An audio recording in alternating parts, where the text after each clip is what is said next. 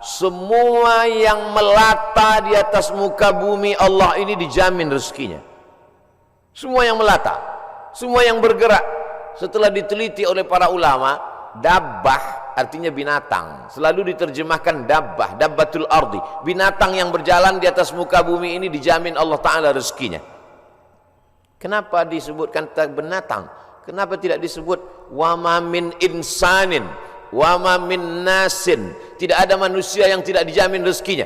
Digunakan kata yang paling rendah, paling hina, paling kotor, binatang. Kalau binatang saja dijamin rezekinya, apalagi yang mulia. Karamna bani Adam ala katsirin minal khalqi wa faddalnahum tafdila. Di antara semua makhluk ini manusia yang paling mulia. Khalaqnal insana fi ahsani taqwim. Dari bentuk susunan fisiknya paling sempurna, dari bentuk keseimbangan antara akal dengan nafsunya juga sempurna. Ada yang satu ini nafsu aja, tak ada akal, binatang. Ada yang satu ini akal saja, tak ada nafsu, malaikat. Makanya kalau ada teman kita nafsu aja, tak ada akal, kita udah tahu dia sama geng mana. Maka paling sempurna bentuknya, keseimbangannya manusia. Tapi Allah tidak sebutkan manusialah yang kujamin rezekinya, tidak. Allah sebutkan yang paling hina. Kalau binatang yang kotor tidak berakal saja dijamin Allah rezekinya, apalagi manusia. Maka ada ungkapan pepatah orang Melayu, rezeki musang tidak akan dihabiskan harimau. Rezeki musang tak akan pindah ke mulut harimau. Secara fisik harimau lebih besar, secara fisik harimau lebih buas, lebih gagah, lebih tajam taringnya. Raja hutan, raja rimba. Musang biasa saja. Bahkan ada musang yang paling keren ya kopi luwak, karena itulah makanan dia. Tapi rezeki musang tidak akan mungkin dihabiskan harimau. Kalaulah gara-gara harimau musang itu tidak makan, maka sudah lamalah musang itu punah dan musnah, tidak ada lagi di permukaan bumi. Tapi sampai hari ini musang masih tetap ada dan harimau pun tetap ada. Begitu Allah Subhanahu wa taala mencari, menyediakan rezekinya. Binatang yang melata, melatanya tidak pula di atas tanah. Justru dia unik. Kalau binatang yang lain kakinya di atas tanah, kepalanya, dia justru terbalik. Justru kaki dia yang ke atas, dia yang ke bawah. Bukan Spiderman, cicak. Makanannya pun luar biasa. Yang dia makan tidak melata tapi yang terbang, nyamuk. Bisa juga dia makan. Jadi kalau ada orang dikasih Allah Ta'ala tangan, kaki, kudrat, iradat, kemauan, kehendak, dikasih Allah Ta'ala akal sehat, badan sehat, segar bugar, tapi cemas dengan rezekinya, dia mestinya malu dengan cicak. Kemudian bagaimana Allah Subhanahu wa taala membagi rezeki itu? Lau tawakkaltum 'alallah haqqa tawakkulih. Kalau kamu bertawakal kepada Allah sebenar-benar tawakal, la razaqakum kama ruziqat thair. Kamu diberi Allah rezeki sebagaimana seekor burung mendapatkan rezeki. Bagaimana seekor burung mendapatkan rezeki? Taghdu khimasan wa taruhu bitanan. Terbang keluar sarang pada waktu pagi dalam keadaan perut kosong dan pulang dalam keadaan perut kenyang. Sampai hari ini belum ada burung yang tidak mau terbang karena khawatir dapat rezeki atau tidak. Burung merpati terbang tinggi, tahu dia di mana letak sarangnya dan pulang dia dalam keadaan perut kenyang. Padahal yang diberikan Allah kepada dia cuma dua, paruh dengan cakar kakinya. Dengan dua itu bisa dia makan. Uniknya burung-burung ini adalah makanannya berada di dalam air, dia di atas udara, lalu kemudian dia hanya sebentar saja memantau, masuk dia ke dalam dan bisa diangkat kembali. Kalau tidak percaya pada isi ceramah saya ini, sering-sering nonton film yang isinya binatang aja, tentang flora dan fauna, tentang hewan, tentang burung. Aneh dan uniknya, yang menyuruh kita untuk mempelajari binatang hewan ini adalah Allah Subhanahu wa taala.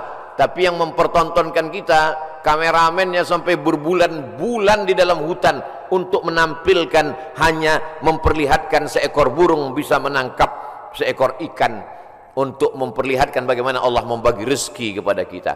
Sesungguhnya di balik konten yang luar biasa ada kameramen yang sangat tersiksa. Jadi besar sekali jasa kameramen. Jadi nanti kalau beberapa hari ini akan keluar gambar Abdul Somad ceramah di Masjid Sunda Kelapa sedang begini-begini, itu kameramennya luar biasa. Ini kameramen insyaallah masuk surga sama kamera-kameranya sekalian. Saudara yang dimuliakan, cuman kameramen kalau bisa matanya harus seimbang. Jadi jangan selamanya begini.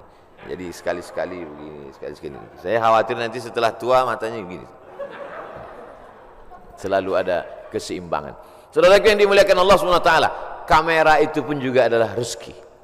Kenapa? Yuntafa'u bihi. Kapan kamera menjadi rezeki? Ketika dia bermanfaat. Kalau kamera hanya untuk mengambil gambar orang yang membuka aurat, maka itu bukan kamera rezeki, itu namanya kamera Sony. Itu namanya kamera laknat.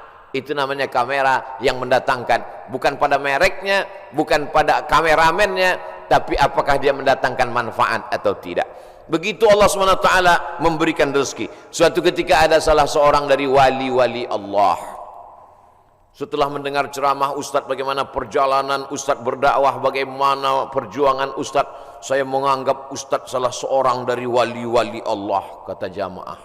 Mendengar itu saya, ente kok tahu? Saya ini wali murid. Kaedah kewalian, la ya'riful wali illal wali. Yang tahu bahwa itu wali adalah wali juga. Jadi kalau ada orang mengatakan, menurut saya Kiai Anu itu wali, berarti dia wali. Lalu siapa yang tahu bahwa dia wali? Kamu mengatakan Kiai itu wali? Iya. Terus yang ngangkat kamu jadi wali siapa? Saya sendiri, kata dia. Ini namanya buceri, bule ngecat rambut sendiri. Karena dia klaim saja ada seorang wali Allah. Seorang wali Allah ini berjalan, dalam perjalanan panjangnya dia melihat ada seorang wali Allah juga yang duduk di gurun pasir hanya berzikir. Lalu wali yang berjalan bertanya kepada wali yang duduk, "Kamu kenapa duduk dari tadi tidak cari rezeki?" Kata wali yang duduk, "Apa kau tidak tahu firman Allah, wa ma min dabbatin fil ardi illa 'ala Allahi rizquha." Semua makhluk yang melata di atas muka bumi Allah, rezekinya sudah dijamin Allah. Percaya kau pada ayat ini? Percaya, aku wali Allah. Kalau percaya kepada ayat bahwa rezeki dijamin Allah, untuk apa lagi kita cari rezeki? Kalau kau tidak percaya bahwa rezeki dijamin Allah, lihatlah di atas pohon kurma itu ada seekor burung. Sejak telurnya menetas, sayapnya patah. Sayapnya patah, dia tidak bisa terbang, tapi dia tetap menjadi burung yang besar di atas pohon kurma. Kenapa? Kita lihat nanti. Tak lama terlihat datang burung lain membawakan makanan. Datang burung membawakan cacing, datang burung membawakan ikan.